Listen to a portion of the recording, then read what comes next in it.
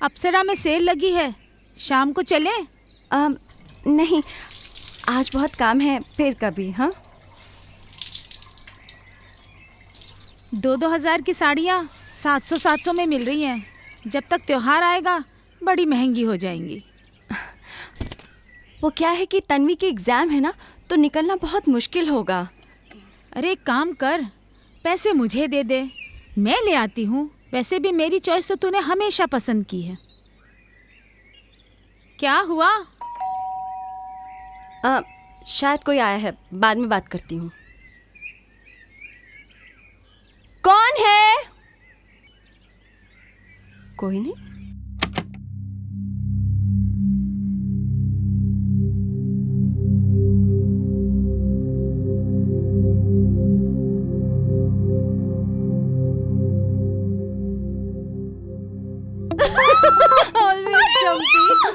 अरे तुमने तो मुझे डरा ही दिया।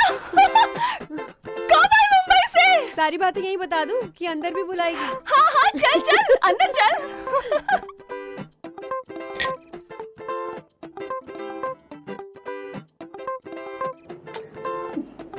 कितना स्ट्रगल करना पड़ा मुझे तेरा एड्रेस ढूंढने के लिए।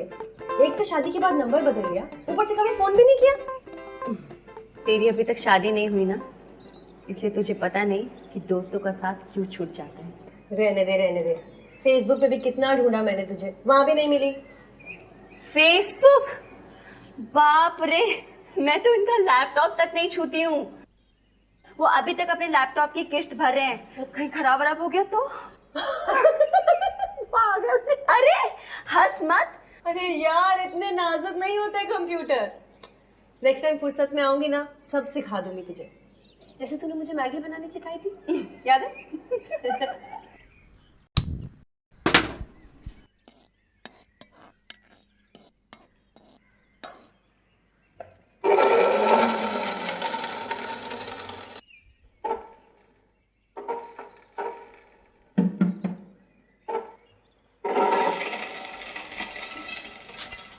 ओफ, फिर से। ऐसे ही चलती है गृहस्थ की गाड़ी, रुक रुक कर। और तुम क्या करती हो आजकल? HR मैनेजर हूँ। HR manager? कंपनी के लिए ह्यूमन रिसोर्सेज मैनेज करती हूँ। अब तो कंपनी का प्लांट लग रहा ना यहाँ पे, हर 6 महीने में आना जाना लगा रहेगा। तुझे देखकर बहुत अच्छा लग रहा है। कितनी स्मार्ट, मॉडर्न, तेज तर्रार, मेरे से हर मायने में बेहतर। Come on, don't be mad. तू भी तो कितनी स्वीट है, घर परिवार के मामले में इतनी होशियार। मैं तो तेरे जैसी कभी बन ही नहीं सकती। रहने दे रहने दे। बहला मत। तन्वी आ गई, मैं आती हूँ। ये देखो बेटा, मम्मी और रिया मौसी दोनों जब स्कूल में थे। और ये देखो, जब दोनों ने एक साथ स्कूल में डांस किया था। देख कितने फनी लग रहे हैं ना हम लोग।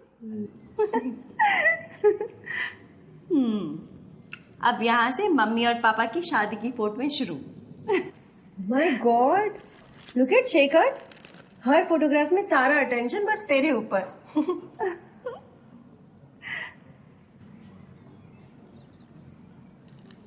अरे वाह, तू कहाँ कहाँ घूम आई है? ये मुंबई की फोटो है क्या? अरे नहीं यार, दुबई की फोटोग्राफ है। बचपन में ही मम्मी को प्रॉमिस किया था, जब कमाने लग जाऊंगी ना तो फॉरेन ट्रिप पर लेकर जाऊंगी। मम्मी मुझे भी आ जाना है। हे आस्था, ब्रिलियंट आइडिया। चल तू, मैं, शेखर, तन्वी, हम लोग सब गोवा चलते हैं, बहुत मजा आएगा। तेरी शादी के बाद वैसे भी तेरे पति से कभी ठीक से मिलना ही नहीं हुआ। मैं तन्वी को जरा खाना दे के आती हूँ, उसको भूख लगी होगी, स्कूल से आई है ना। फिर बाद में हम लोग भी खाना खाते हैं।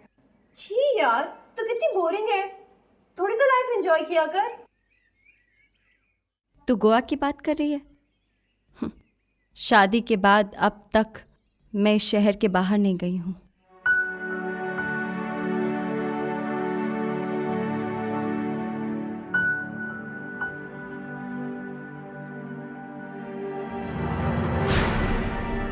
और कुछ नहीं रिया, बस पैसे की ही प्रॉब्लम है।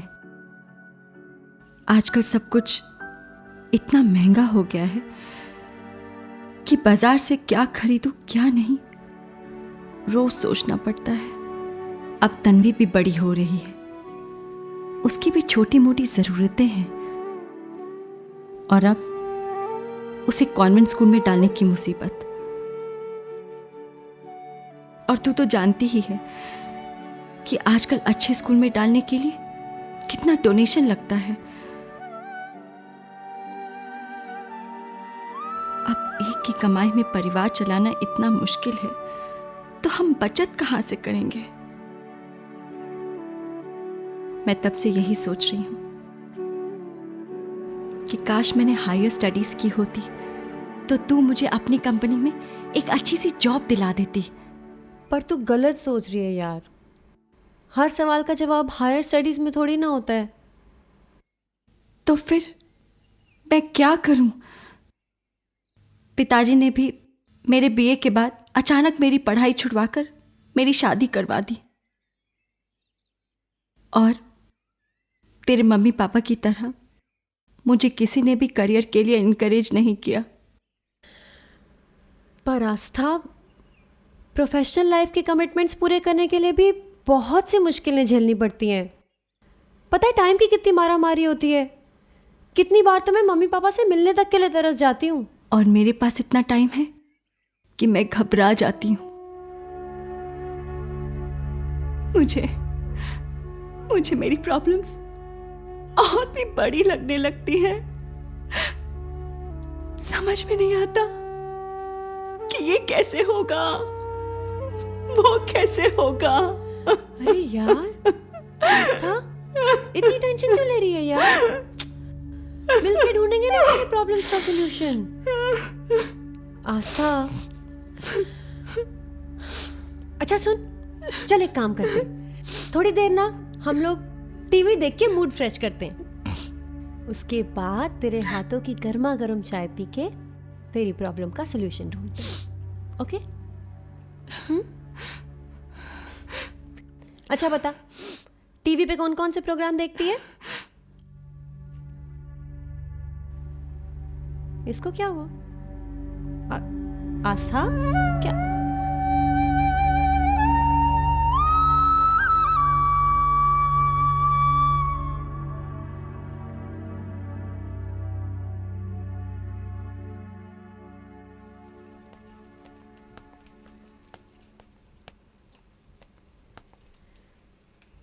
आस्था, तुझे भारती याद है?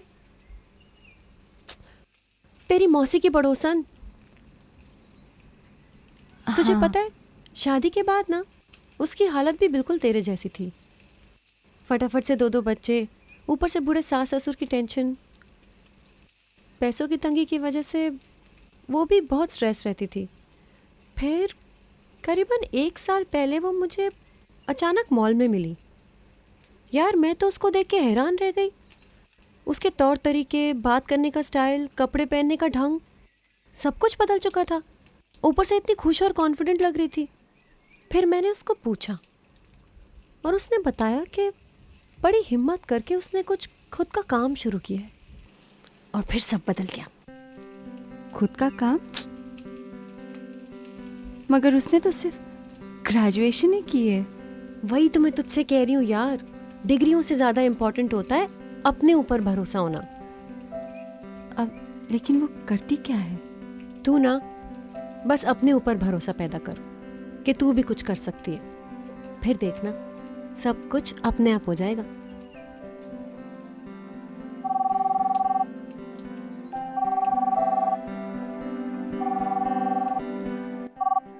हेलो, अच्छा Narayan is back. Okay, no I'll be there in half an hour. अरे उसको बोलो ना रुकने के लिए। No, I was just sitting with a childhood friend. Okay, yeah, ask him to wait. अरे कहाँ जा रही है, रुकना। अरे यार कुछ काम निकल आया। शेखर भी अभी आते होंगे, मिलकर जाना ना। नेक्स्ट पक्का। पर तू ना मेरी एक बहुत इंपॉर्टेंट बात सुन। देख, तू टच में रही हो हाँ, और इतनी टेंशन मत ले यार, अपना ख्याल रख। भारती की तरह अपने अंदर भरोसा पैदा कर, ओके?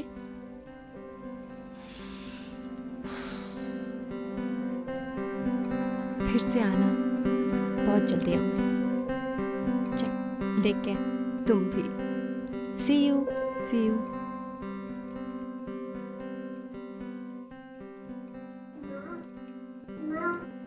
माँ मुझे अकेला नहीं सोना है।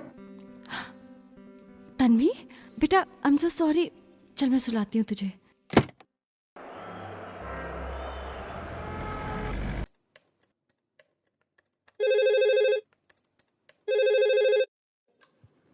Hello ma'am, someone's here to see you. हाँ, वो मैंने किसी को डेमो के लिए बुलाया था, भेज दो अंदर।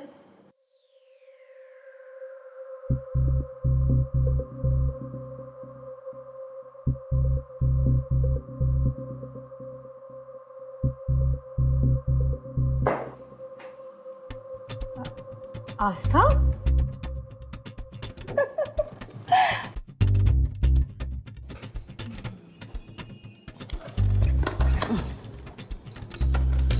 Oh my God! तुम्हारी एज क्या है? जैसे तुझे पता नहीं। तुम्हारी एनुअल इनकम? तुम्हें क्यों बताऊं? इनकम टैक्स रिटर्न तो फाइल करती हो? You just shut up. अपनी पॉलिसी की फर्स्ट प्रीमियम का चेक दे दो तो मैं चुप हो जाऊंगी। This is what I do for a living now. Really? Yes! Oh my God! पता है, भारती की तरह मैं भी बिरला सन लाइफ इंश्योरेंस की एडवाइजर बन गई हूँ। तो मुझे ये बता, ये सब हुआ कैसे? कुछ नहीं, बस अपने आप में भरोसा ढूंढ लिया और बाकी सब कुछ होता चला गया। तेरे जाने के बाद 2-3 दिन तक तो मैं बस सोचती ही रही।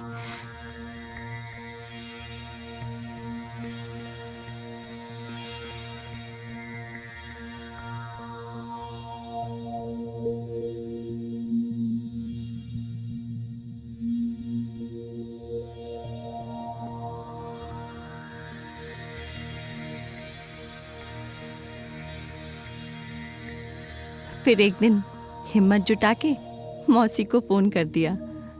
हेलो मौसी जी, प्रणाम। मैं आस्था बोल रही हूँ। कैसे हैं आप? मैं तो बिल्कुल ठीक हूँ। हाँ, सब ठीक है। मौसी जी, आपसे थोड़ी मदद चाहिए थी। वो मेरी दोस्त है ना भारती, याद है? मेरी बचपन की सहेली जो आपके पड़ोस में रहती है। हाँ, वही। मुझे ना उसका नंबर चाहिए था। जानती हूँ वो ससुराल में है, लेकिन उसके मम्मी पापा से तो नंबर मिल सकता है ना? हाँ, जी, जरूर। ठीक है, मैं आधे घंटे में फोन करती हूँ फिर। प्रणाम। जी।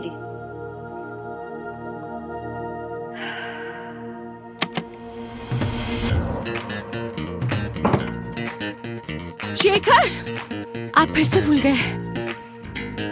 अपना ख्याल रखना। बाय।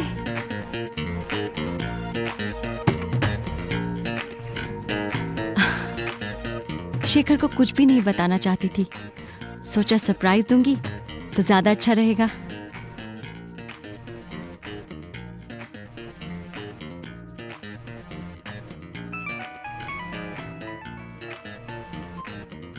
हेलो? अब भारती,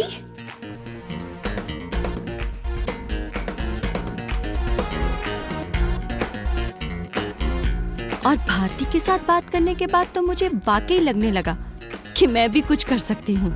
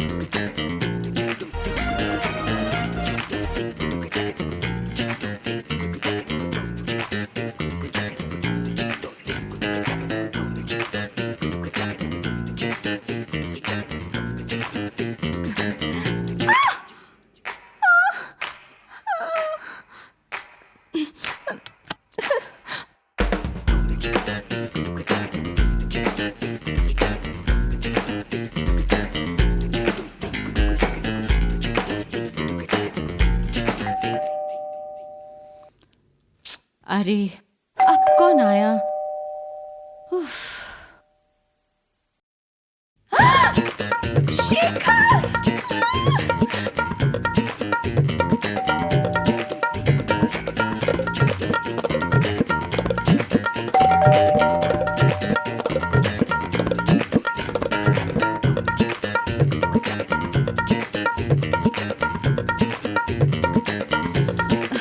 गुस्सा करेंगे। कब से बेल मार रहा हूँ? बाथरूम में थी।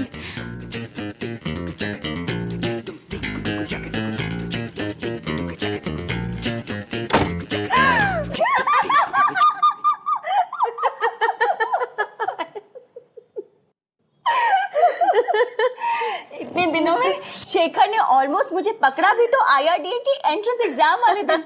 शायद मुझे वो बेस्ट ऑफ लक कहने आए थे। पता है, मैं ना केवल पास हुई बल्कि भारती ने जिनसे मुझे मिलाया था ना, वो बहुत ही अच्छे और नेक थे।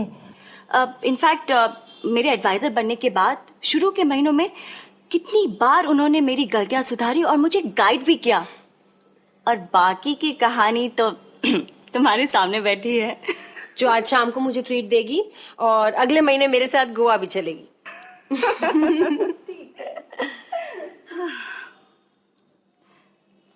पता है, अपनी मर्जी से निकाले हुए समय में बिरला सन लाइफ इंश्योरेंस ने ना केवल मुझे एक्स्ट्रा इनकम देना शुरू किया है, बल्कि मुझे तो पूरी तरह से बदल दिया है। और मुझे इस बात का सेटिस्फैक्शन है कि मैं अपनी आज की मेहनत का फल पूरी जिंदगी एंजॉय करने वाली हूँ। और ये सब सिर्फ तुम्हारी वजह से। वो तो मुझे नहीं पता, मगर तुझे ये जरूर पता होना चाहिए कि अब तू आदित्य बिरला ग्रुप जैसे बेस्ट एम्प्लॉयर के साथ काम कर रही है और लोगों की बेटर फाइनेंशियल प्लानिंग करने में मदद कर रही है, जिसमें देश की भी तरक्की छिपी हुई है। राइट। कॉफी? Of course.